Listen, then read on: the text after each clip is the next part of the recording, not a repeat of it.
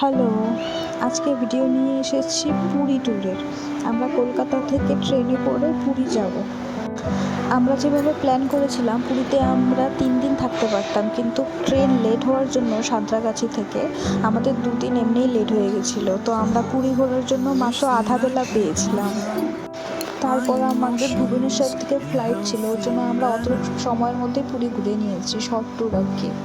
তো সকালবেলা উঠেই আমরা স্নান করতে চলে গেছিলাম সমুদ্রে। সমুদ্রেই প্রথম দেখলাম, খুব ভালো লেগেছে দেখে, আর খুব ভালো লেগেছে স্নান করে।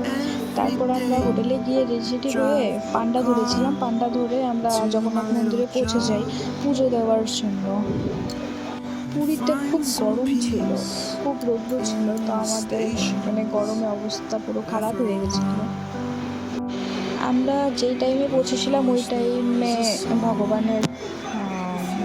ভগবান দর্শন করার পর আমরা বাড়ি আসলাম। বাড়ি এসে দেখি এখানে উল্টো রথের কতদিন পরেই গেছিলাম আমরা, তো আমরা রথটা দেখতে পেয়েছিলাম ওখানে, দেখে খুব ভালো লাগলো। রথটা দেখলাম, তারপর আমরা হোটেলে গেলাম, হোটেলে গিয়ে খাওয়া দাওয়া করলাম। এটাই ছিল আজকের ভিডিও। Thank you.